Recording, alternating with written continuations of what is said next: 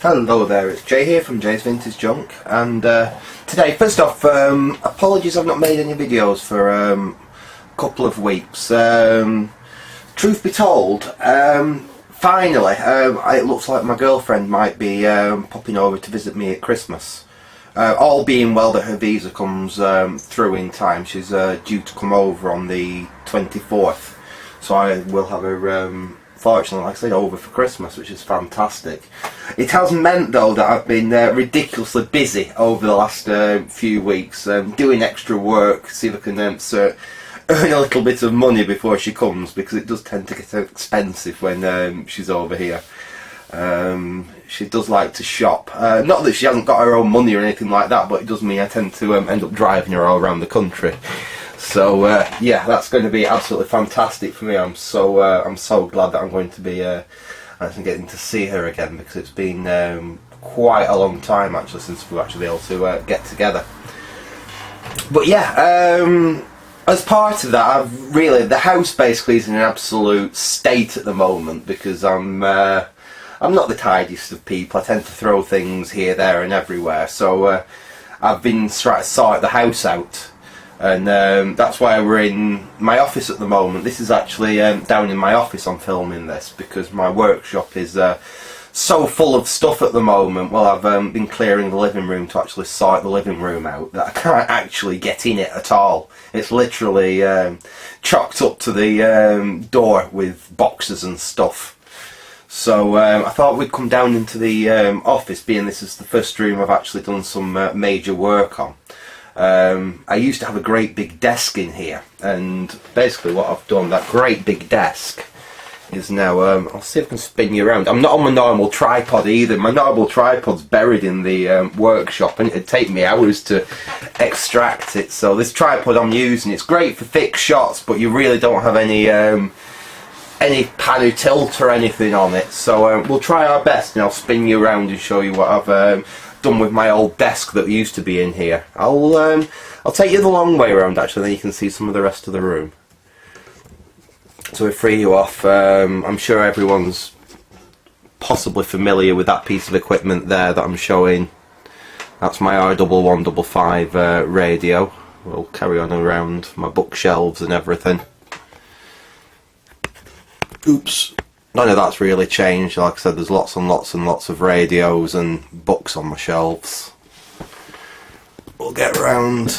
That's my vintage computer tower, which I'm building up at the moment.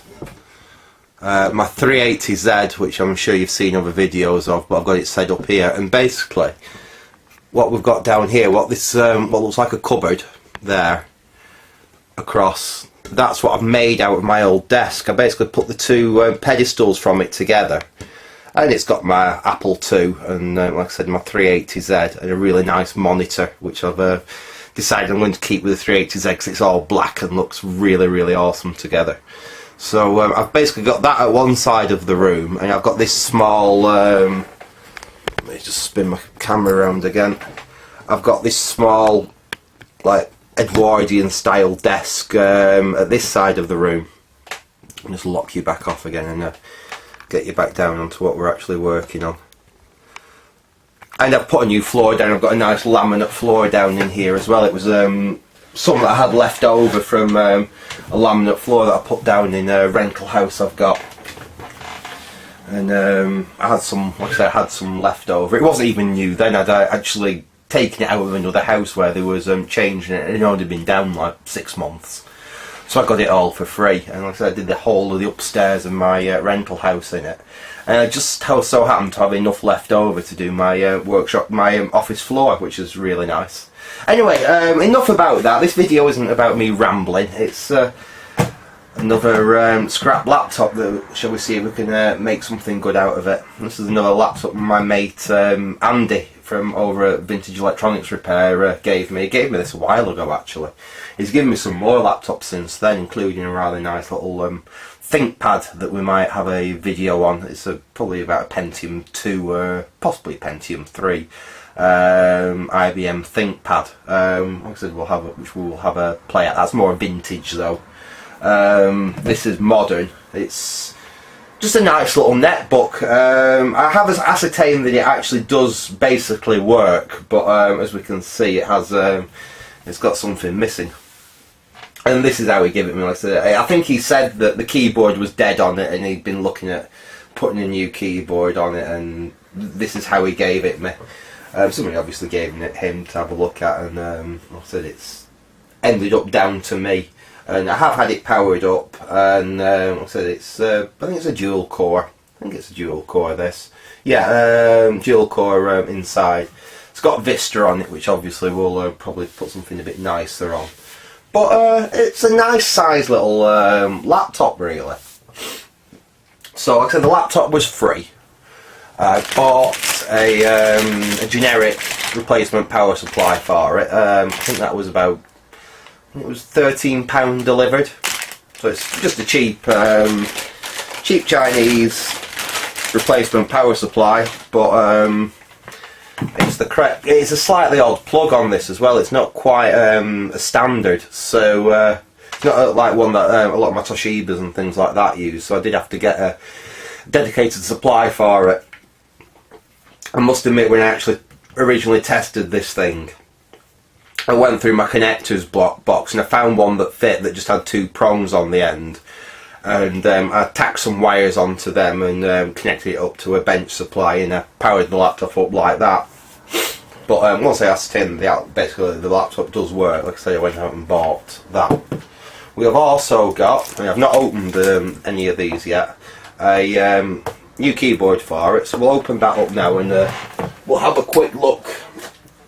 It comes. Where did this come from? It was Denmark or it's Dutch post. It come from like Holland or somewhere like that. I know I got it in. It had to come from Europe, but it were dirt cheap. I think the keyboard was. I think it was like £7 with £1.95 postage on it. So we're still under 20 quid.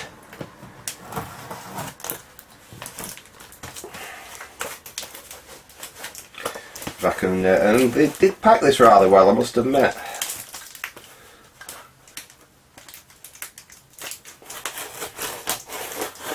Oop. Let's try and get in here and see whether we've got a decent... Bloody hell, yeah, I've packed this well. Ah, there we are. I was going in at the wrong place. So, sorry you're not seeing this, but... Right, box open. I'll take that out because that might have something relating to my address on it. Yes, it does. Get the keyboard out, so hopefully we've got a new keyboard for this here. Very well packed, I must admit. Very well packed.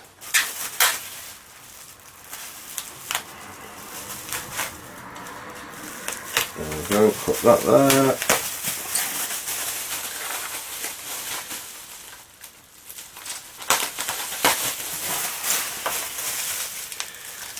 There we go.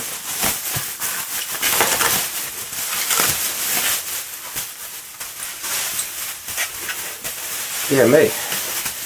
Well, some good bubble wrap for me to reuse. And there we go, we've got the, put that to one side. We have our new keyboard. Let's take it out of this packet.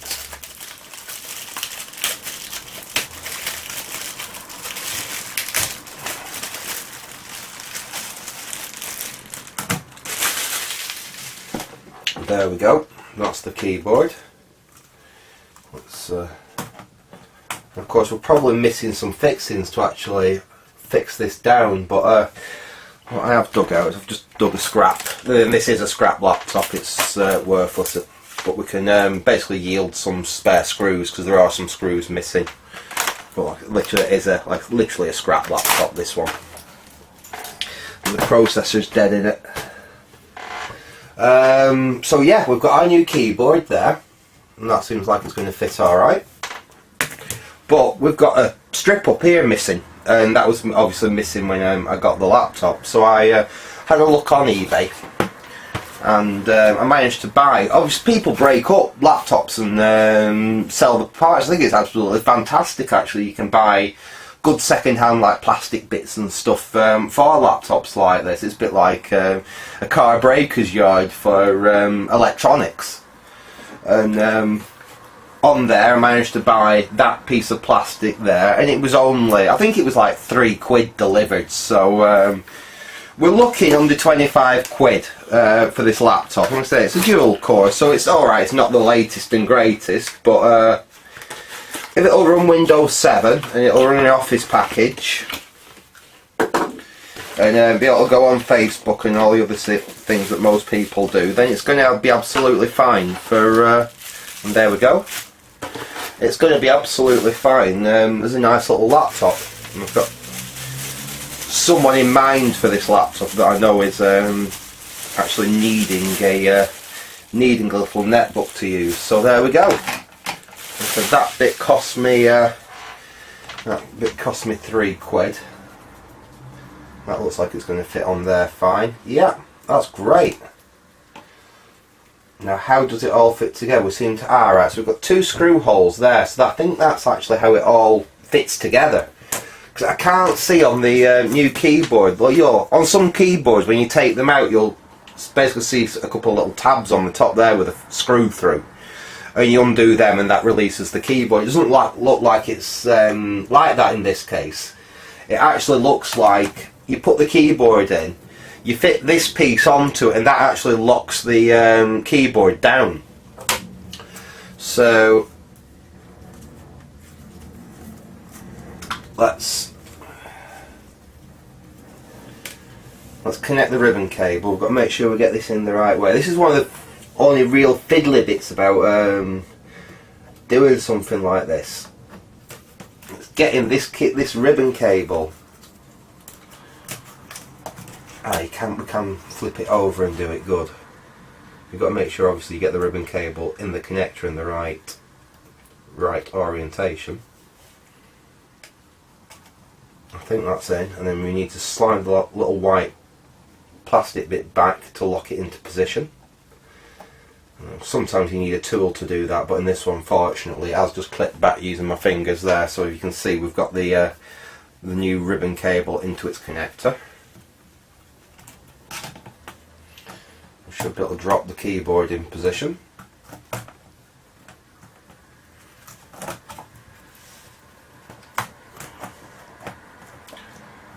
I think it's just a case of getting them tabs to, there we go, to sit down under where they're meant to go. Then I think literally fitting this now should lock it all in place. We'll put that in there, that in there.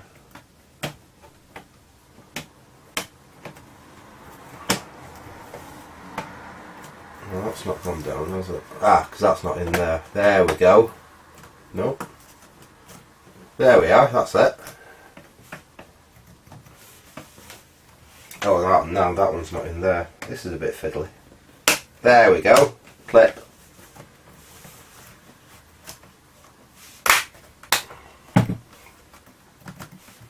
That doesn't feel quite right, that.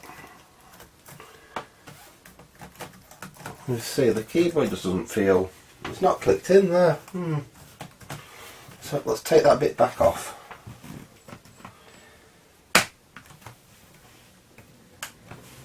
So is there something indeed that holds? Well, it's in most of the places.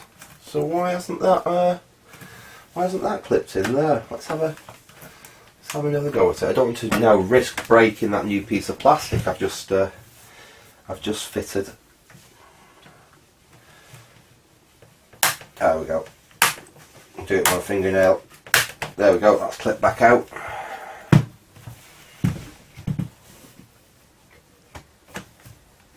And take that back off, and we'll try and figure out why the keyboard's not sitting down. Because it doesn't seem to be anything at all to actually lock that keyboard in place.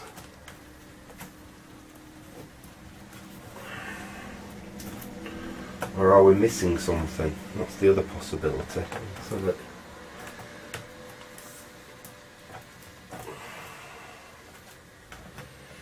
can't see anything there that's missing that could latch the keyboard down or anything. Let's just give it another try. Perhaps I had this in too far. Well, it definitely locks in because, like I said, there's some little tabs at the front there, and they have to push down under there to hold it in place. Now there should be something, I think, to hold. Well, that went and clipped in there then. Does it have to? Ah, there we go. Me being an idiot, there's some little clips at the side that you have to push the keyboard down into. Now that's actually locked in place. Now hopefully, when we refit this time, that will actually hold the keyboard down.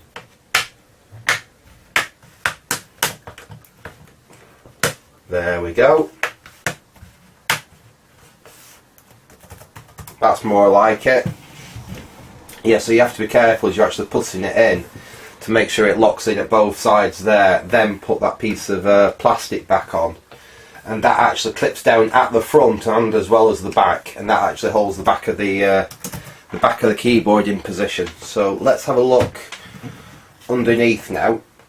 I have to take the battery out. We don't know if this battery is any good, but I've had a lot of luck actually with the batteries on these old laptops. Most of them, if they'll hold charge for an hour, that's as far as I'm concerned, they're good enough. So we've got 2 screws missing there now that we need to find some replacements for. And so that's why I dug a scrap laptop out, because I'm sure we can find a couple of screws in this this scrap. I think it's a compact. Yeah, I think it's a compact, this. It looks like it's got quite a few screws missing anyway. I'm sure we can find something that's suitable in it.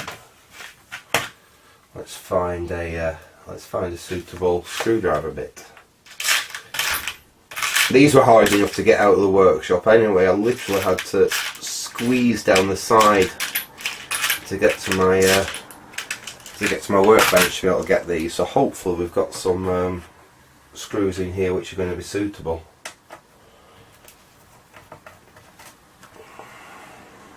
They may do.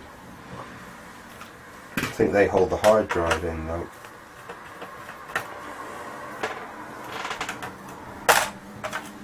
Yeah, there's the hard drive on this.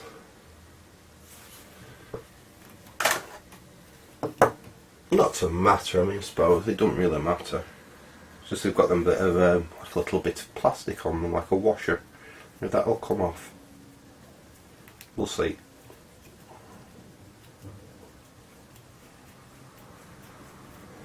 Yeah, you can just about get that off, I think. Or shall we look for a better screw on this? I suppose we could pinch them 2 screws out of the hard drive if they're long enough. Yeah, I think they might be long enough. In fact, I might take the hard drive out of this. I wonder if it's IDE SATA. I've got a little caddy, and they're always handy. You know, they're like 60 gig or something like that. I just stick them in a, and they work. I just stick them in a little external enclosure and use them as cheap storage, basically, long-term storage. Oh, and that one's SATA, so that's good. We'll take that out of there. That'll come in handy. So I think we've got 2 screws that we can use for the for this new laptop. That should be all we'll need to secure that panel in place. Let's get that out of the way and that can go back in the drawer.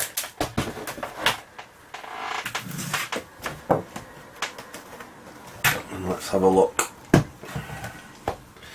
And let's see if them 2 screws we've salvaged are going to work.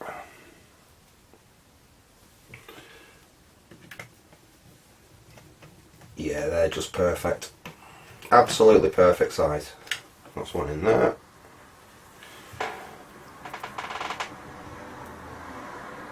I don't know how much RAM this thing's got. In fact, we'll get it powered up now and we'll have a look. See how much RAM it's got. So we know it's got a dual core processor, so it should take 7 quite nicely.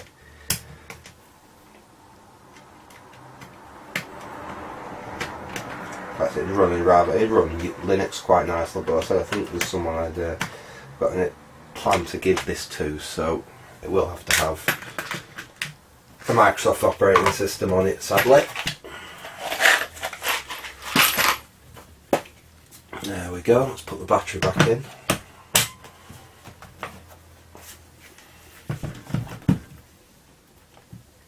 Let's turn it back into quite a nice, I'll get you up so you can see it a bit better. Oops, there we go. Let's turn that into a rather nice presentable looking laptop again. Let's, I think I've got a 3-pin cable up here we can use. Yeah. I'll pinch this one for now. Can't use this power supply because it won't fit the DC jack on it, but get that out of my way.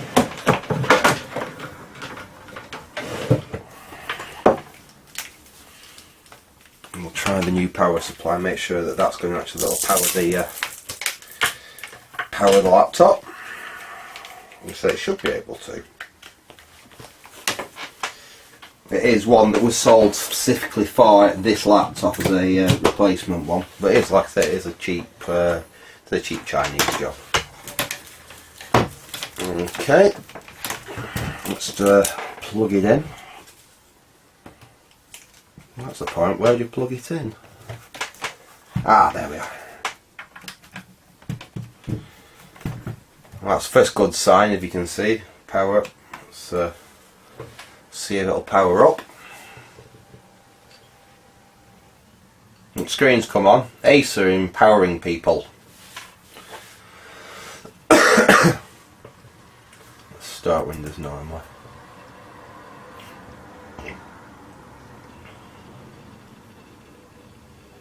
I'm guessing it's running Vista. Someone might have upgraded it to 7. I doubt it's got anything more than 7 on it though. HD camera built in as well, which is quite nice. And Dolby Home Theatre. This could actually sound quite nice as well.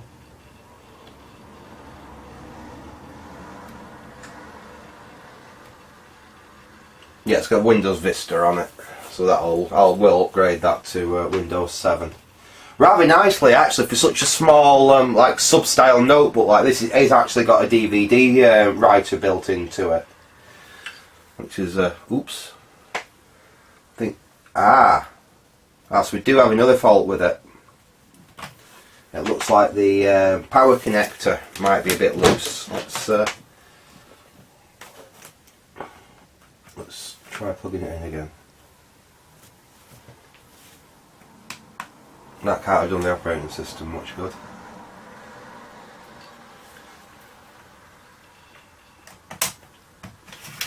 Okay, the DVD drive's there.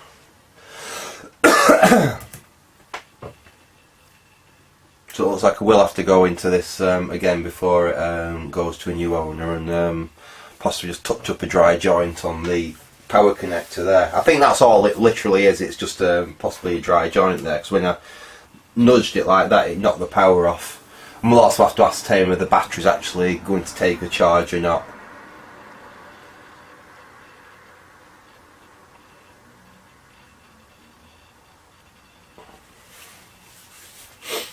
It doesn't seem to take too much time to power up either, which isn't too bad.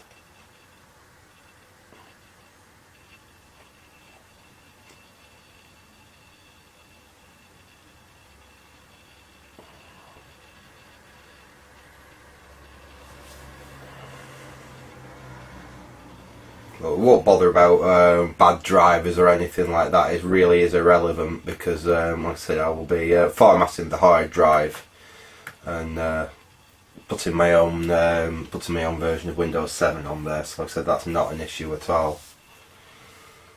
But it does look like it is basically working. What I do now really is just to load up WordPad and just absolutely make sure that the keyboard is the keyboard's okay on it. That's, like I said, that's the main thing that we've had to do, is just put a new keyboard on it. All programs. I mean, it's not. I don't think it's got a huge amount on here, has there?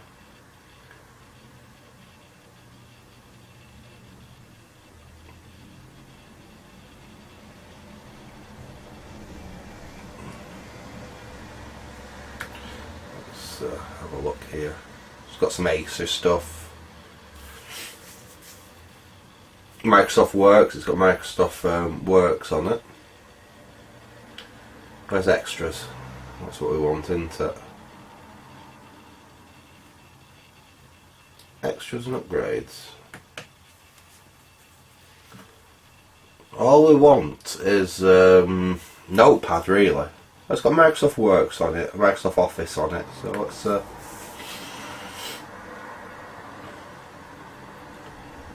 Microsoft Office 2007 Word.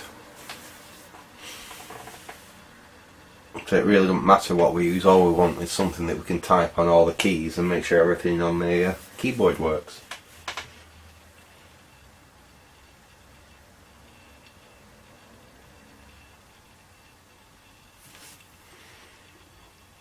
No, we haven't got a product key, oh well. Can't. Yes, go on, bugger off.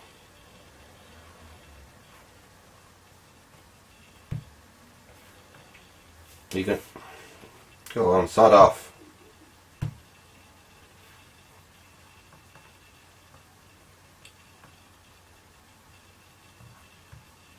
Go on, sod off. Right, hopefully. 1, 2, 3, 4, 5, 6, 7, 8, 9, 0 plus, yeah, there.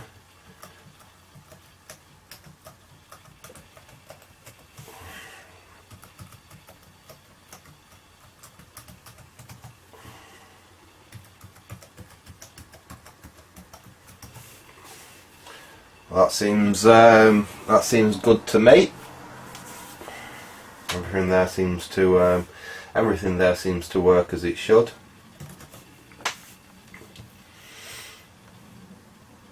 So yeah, so I'll have to fix that that dry joint issue on the power connector.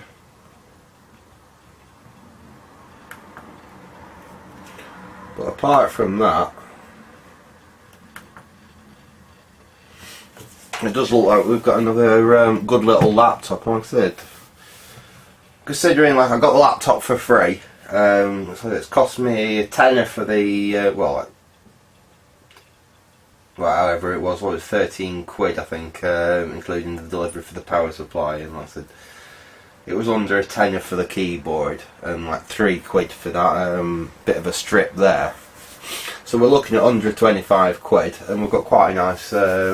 Well, obviously, after I fix that issue with the power connector on it, that's a bit of a pain in the arse. I weren't expecting that, but never mind. It's not a major thing to repair, that is it? It's just a case of cracking it open and touching up a dry joint. I might or I might not do a video on that. I don't know. Like I said, the problem is that my workshop's just inaccessible at the moment. I might have to find one of my other soldering irons and actually bring it down here and do it down here, because I don't think I'm going to be able to get the workshop in any decent state. That's the last priority on my tidy-a-thon at the moment. I don't know why my office ended up as the first room to actually finish, to be honest. Downstairs is still a hell of a mess. I've got to sort the cellar out so I can put some of the stuff that's in the living room down in the cellar where it's going to be safe. I'm also currently converting what used to be a greenhouse into another shed, so I can take some of the stuff which I'm not too precious about that's in the cellar and dump it in my shed. Really, basically, I've got too much stuff for the amount of space that I've got, but when you're into like all this old vintage stuff, you do tend to sort of end up like that sometimes. And I will have to have a massive mass cull and get rid of a lot of stuff, but the weather's not really conducive for that at the moment. It's far too cold to be standing in cold, drafty storerooms sorting through stuff. Coupled with the fact that my central heating boiler's finally completely died a death. So I've got a couple of little halogen heaters heating everything at the moment. And I've just had a quote of £2,500 to replace the boiler, which has not come at the best of times, being like I said, I'm trying to save money up for when hopefully Amanda comes over, and also, like, you know, sorting out bits of the house and stuff like that. So a £2,500 bill wasn't really what I needed at the moment. But anyway, hey ho. I hope you found that video at least sort of interesting. I know it wasn't anything vintage or anything like that. Actually, I apologise. I've not had a chance to throw anything up recently, but we do have stuff. We do have stuff down here. Possibly, I could make a couple of videos on. I mean, so we've got the 380Z set up there. We could possibly. I've not done anything with that for ages, so I might have a play with the 380Z. I've got my Apple II set up next to it. Again, we've not done anything with the Apple II for a while, so we could possibly do something with that. I've got my other. I'll just pan you up here so you can see some of my other computers on my. This is basically, these are the computers that I keep in my office, that because I really don't want them elsewhere where they could get damaged. So first off, I mean that one. The only reason I've got that down there is because when I'm bored and I've got to be stuck in the office, I can always get it down and play it. It's a Sinclair Spectrum Plus 3. But it's got an SD card solution built into it in the back, and then there's, you know, a couple of thousand Spectrum games on it. So if I'm getting bored down here and I don't want to set another computer up, I can literally just pull that down off the shelf. One of the plans for how I've redone the workshop actually is in this spot here. I'm going to mount 2 monitors. One. I've got a few of these. They're actually incredibly high quality HP monitors. So I'm going to mount a VGA monitor under there like that, and possibly not this 17-inch. I might actually use a 14-inch that I've got, which is the identical monitor. They're just the 14-inch version. And then another 14-inch TV that I've got, which has obviously got composite and SCART on it, on there. I've got one for a PC I'm going to run under the desk, and then I'll have the other one. So if I want to drag the Spectrum down from where it is, I can actually plug it in and use it, and use it on my desk here, and then it can just go away when I'm not using it. What else have we got up here? If we move up a shelf, two of my prize computers up here. Let me get that out of the way so you can see it. So we've got an Acer Atom, obviously quite a rare and sought after computer. That does work. It is in basically working order. It does still have a few. In fact, we might do a video on that, because I've not done a video on the Acer Atom in a very long time. In fact, I don't think I've ever done a video on the Acer Atom actually showing it running some software and actually working. So I might actually dig that out and do a video with us loading some software on the Atom. Next to that, we've got a toast rack. I mean, every collection, especially if you like your speckies, you've got to have a toast rack in there.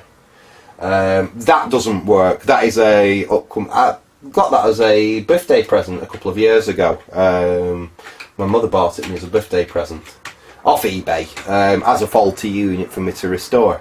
So again, I think it's got a memory error. I think, if I remember correctly, there's an issue with a RAM issue with it. So again, possibly not at the moment because we can't get to any test kit or anything in the workshop. But that's another candidate for an upcoming video.